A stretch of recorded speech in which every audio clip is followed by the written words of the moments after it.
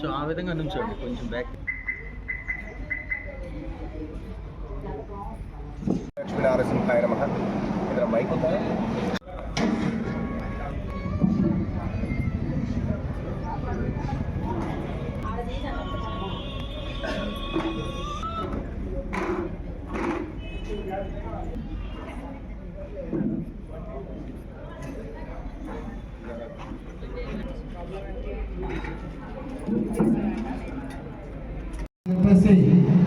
నాతో పాటు నేను ఎప్పుడు ధర్మం కోసం పాటుపడుతూ ఉంటాను. నాకు తోడుగా నీడగా ఉన్న కొంతమంది అమ్మవారికి సంబంధించిన పీఠాల వారు మంత్రాలు, తంత్రాలు, యంత్రాలు, ఉపనిషత్తులు మాకు క్షత్రియులము. మరి క్షత్రియులు కాబట్టి క్షత్రియులు ఎక్కడున్నారు? ఒక రకంగా చెప్పాలంటే రెడ్డిలే. ఈ రోజు రెడ్డి ఏదైతే ఉన్నారో కులము, వాళ్ళు నిజమైనటువంటి క్షత్రియులు ఈ రోజుల్లో వాస్తవంగా చెప్పాలంటే. ఎందుకంటే వాళ్ళు రాజకీయం చేస్తున్నారు, ఇటు ఆధ్యాత్మికంగా కూడా ప్రచారం చేస్తున్నారు. చూడండి, రెండు రకాలుగా రాజకీయం అనేటువంటిది ఈ రోజుల్లో రెడ్డి సమానంగా ఉంది.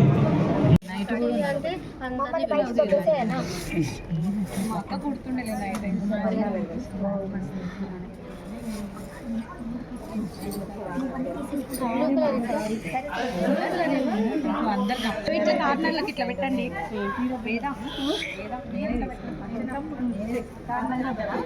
అందుకే అప్పుడు పిలుస్తున్నాము. చేసే వాళ్ళని తీయాలంటున్నాడు.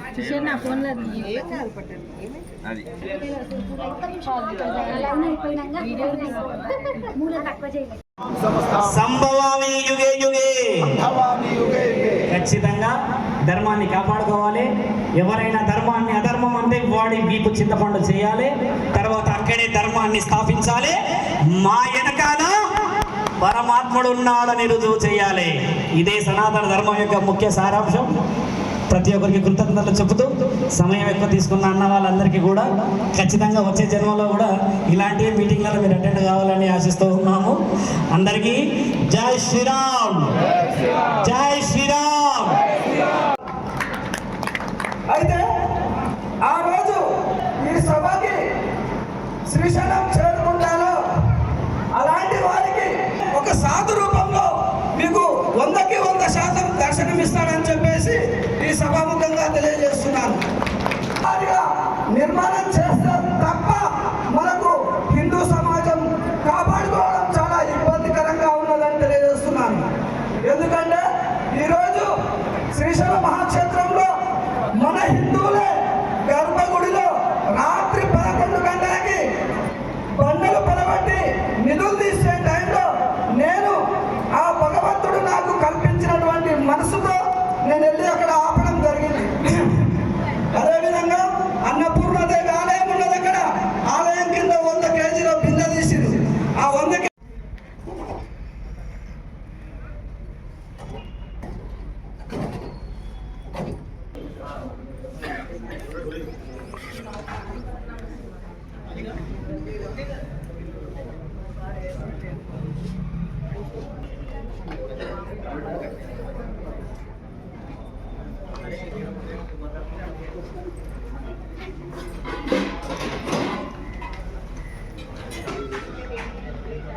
అక్కడికి రావడం ఊర్లు అక్కడ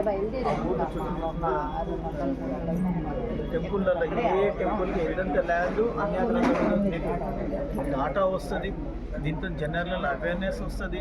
వాళ్ళే మనకి ఇన్ఫర్మేషన్ ఇస్తారు. ఏ వెహికల్స్తో ఇచ్చినట్టు వాళ్ళ ఇన్ఫర్మేషన్ మా గుడి ఉండే ఫలానా శతాబ్దంది. ఇప్పుడు అశ్వరాపేటలో ఉన్న వెంకటేశ్వర గుడి కింద 1500 ఎకరాలు ఉండే ఏమైంది?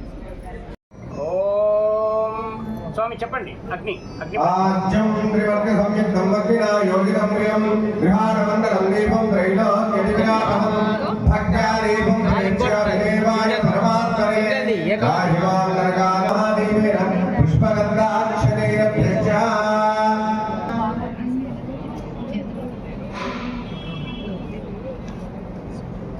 రండి స్వామి, తాకండి దయచేసి. మీరందరూ చేస్తున్నారు, ఒక్కరమని కాదు. మనం అందరం కలిస్తేనే ఏదైనా. దయచేసి మీరు ఒకటి అన్నవారు వస్తారు.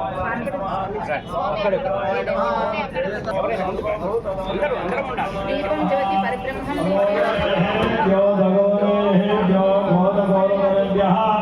सर्वेभ्यो सर्वसर्वेभ्यो नमस्ते अस्तु रघुवेभ्यः ओम तत्पुरुषाय ब्रह्माण्डपते ब्रह्मणो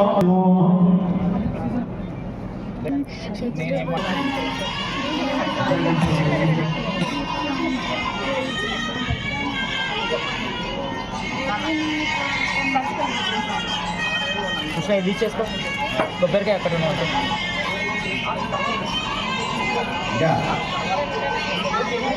నేను చెప్తాను ఒక మాట నేను చెప్తాను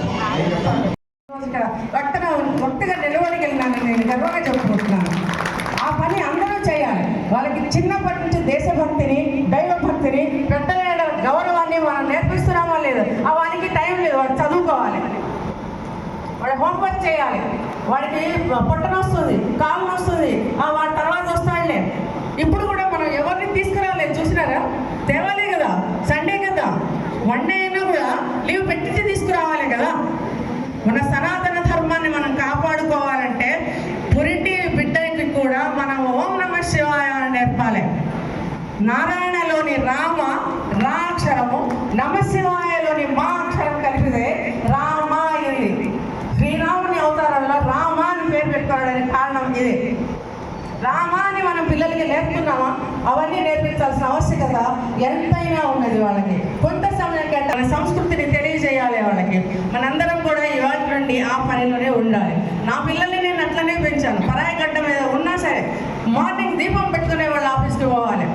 తర్వాత ఇంకా మన ఈ సనాతన ధర్మం మూలం, సనాతన ధర్మం చూపిన మార్గంలో నడిస్తే దారి తప్పరు. సనాతన ధర్మం కాపాడిన విలువలే మన సమాజానికి బలం. సనాతన ధర్మం మేల్కొంటే మనలోని శక్తి స్వయంగా దానికై అదే బయటపడుతుంది. గర్వంగా చెప్పుకునే మన గుర్తింపు సనాతన ధర్మం మాత్రమే. ఒక స్లోగన్ మనం చదువుకున్నాము, దాన్ని నేను మళ్ళీ మీకు గుర్తు చేస్తున్నాను. ఓం నమః శివాయ. చిరు సత్కారం మాధవి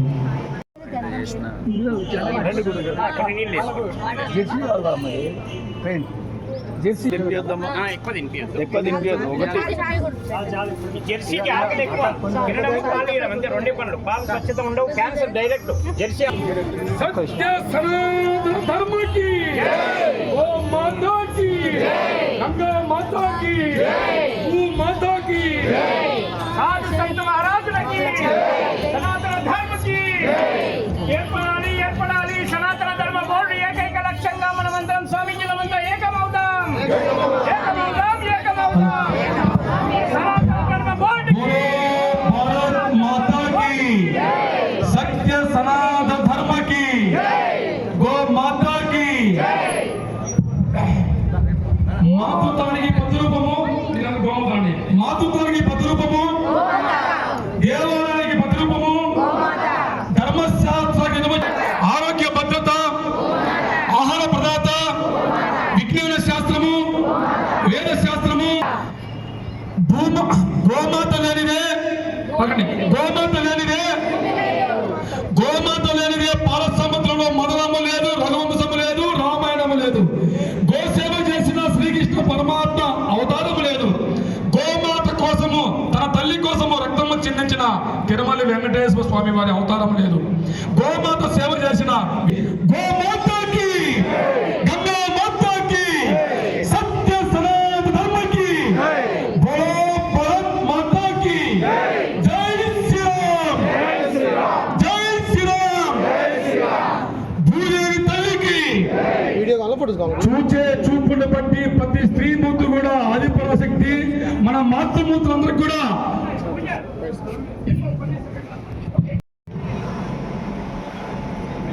హిందువులు ఉన్నారా? నీ కళ్ళ ముందురా నీకమ్మ మధ్య కావాలా, వెన్న కావాలా, నెయ్యి కావాలా, పాలు కావాలా? ఎందుకంటే పుట్టిన తల్లి బిడ్డకి మురుగోలేసి తల్లిపోతాడమ్మా. ఆవు పాలు వేడి చేసి నీ బిడ్డకి అందిస్తావు, కానీ గోమాతను కాపాడుకో. నీ కళ్ళ ముందురా, నీ హైదరాబాద్లో, నీ తెలంగాణలో ఒక ఆల్కబిలో 55 లక్షల గోమాతలు రక్తమై ఏరులై మూసిలో కలుస్తుంటే నీ కార్తీక దీపం. మా తెలంగాణలో ఒక రోజుకి 35,000 గోమాతలని 800 డిగ్రీలు వేరేలు కాగబెట్టి గోమాతల పైన మొగ మీద చల్లుతుంటే, కన్నుగుడ్లు ఊడిపోతుంటే, రక్తము కారుతుంటే, ఎముకలు ఊడిపోతుంటే, ఆ చర్మంలో ఎక్కడుందా మా ధర్మము? గోవిందా అంటున్నాం.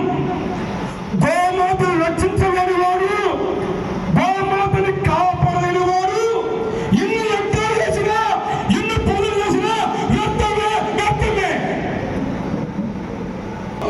120 కోట్ల ఉన్న గోమాతలు ఈ రోజు 2 కోట్లు మాత్రమే ఉన్నాయి. ప్రకృతి వ్యవసాయం మర్చిపోయినాం. నంది నీ తండ్రి వ్యవసాయం బాగా దున్నించుకొని వైసీపీ కట్టికోడికి అమ్ముతున్నాం కదా తల్లులారా. నీ తల్లి విషమించే ఆకుల్లోని మింగి ఆ విషయాన్ని కంట్రోల్లో పెట్టుకుంటే, నువ్వు గర్భంలో ఉన్నప్పుడు నీ తల్లికి అమృతం అందించిన మా గోమాత. జై గోమాత.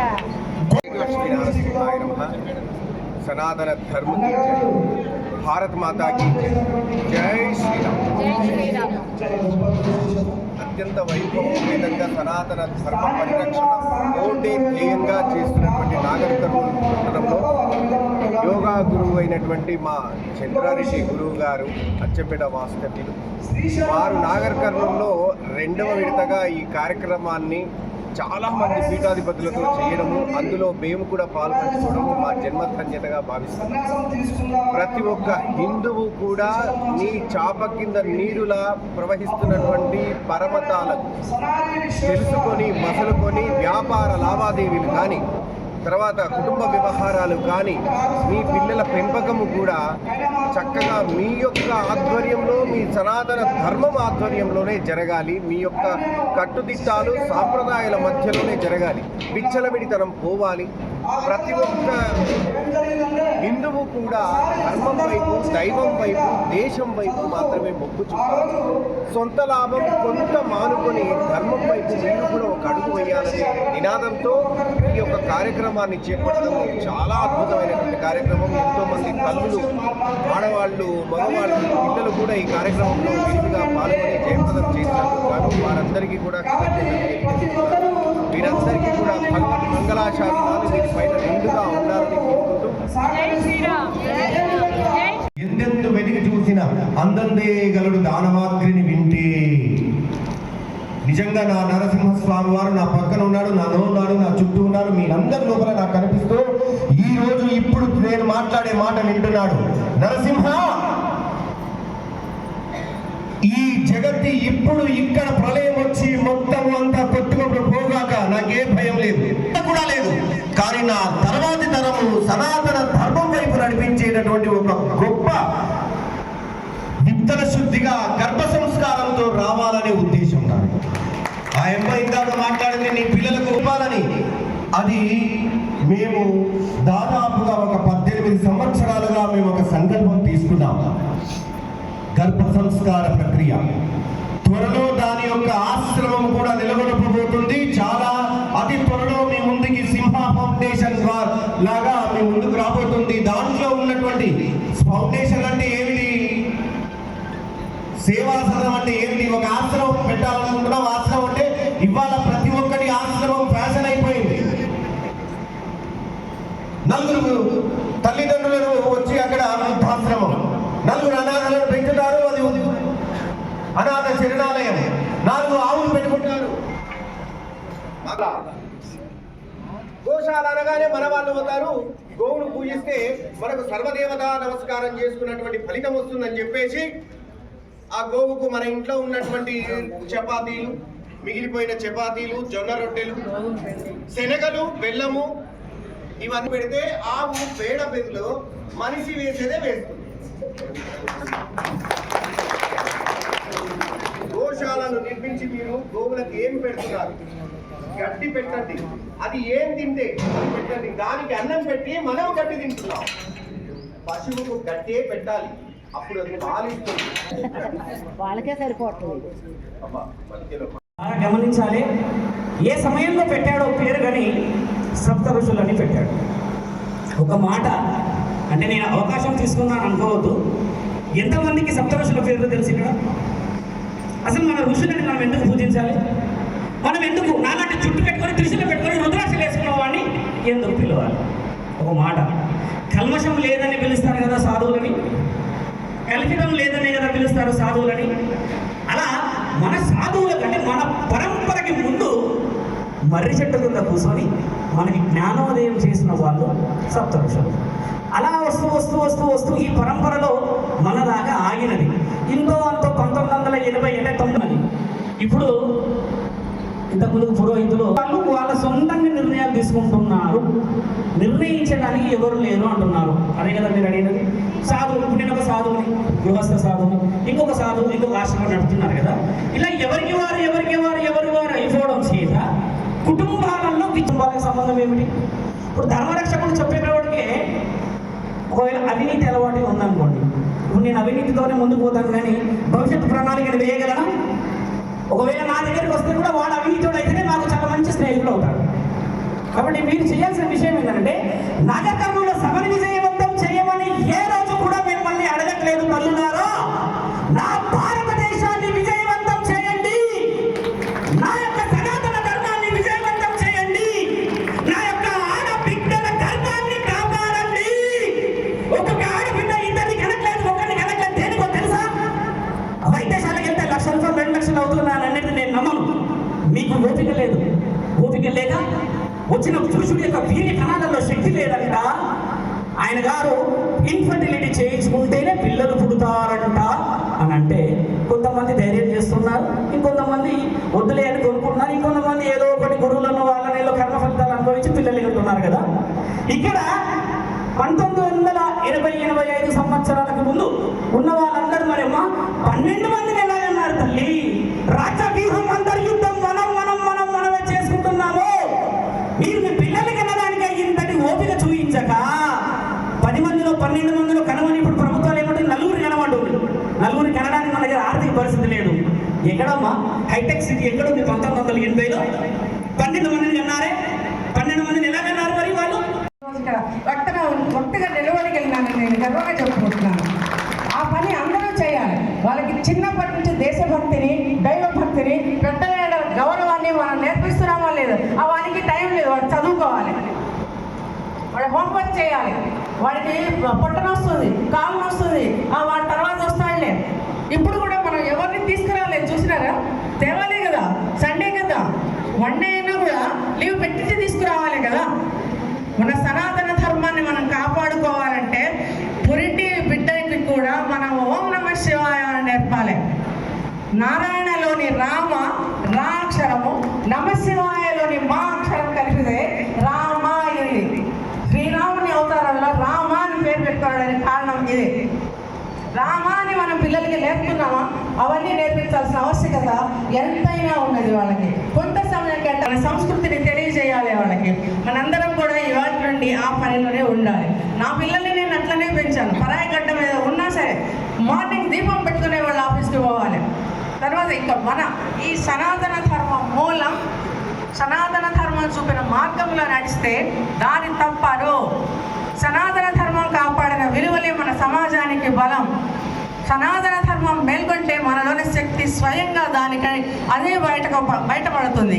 గర్వంగా చెప్పుకునే మన గుర్తింపు సనాతన ధర్మం మాత్రమే. ఒక స్లోగన్ మనం చదువుకున్నాము, దాన్ని నేను మళ్ళీ మీకు గుర్తు చేస్తున్నాను. ఓం నమః శివాయ. ఎలాంటి సహకారం మాత్రం లేదు. మరి బయట చూస్తున్నాను, నిన్న మనం చూసినాను, ముస్లిం సంఘాలకి లక్షలు డొనేట్ చేస్తారు. అది ఎవరు? హిందువులు లేవండి ఉన్న వాళ్ళే. అది చూసిన తర్వాత అప్పుడు అనిపించింది, ఇంత ఉండి కూడా హిందూ సంస్థలు హిందూ అనుకుండి కూడా మరి ముస్లింస్కి ఇంత పెద్ద ఎత్తున ఆర్థిక సాయం చేస్తుంటే మరి ఎవరిని మోసం చేయడానికి, ఎవరిని చంపించుకోవడానికి ఉంటేనే అవుతుంది. మరి అలాంటి సందర్భంలో ఈ కార్యక్రమాన్ని ఇలా చేయడం జరిగింది. సో అందరికీ కూడా ధన్యవాదాలు, వీరికి కూడా ప్రత్యేకంగా ధన్యవాదాలు తెలుపుకుంటూ సో అది నెక్స్ట్ రాబోయే అతిథి కొంచెం అలర్ట్గానే ఉండండి, ఎందుకంటే మనం ఇక్కడికి ఈ సమావేశాన్ని నాగర్ కర్నూల్లో అద్భుతంగా దిగ్విజయంగా ముందుకు సాగడానికి మంచి వక్తలు అంటే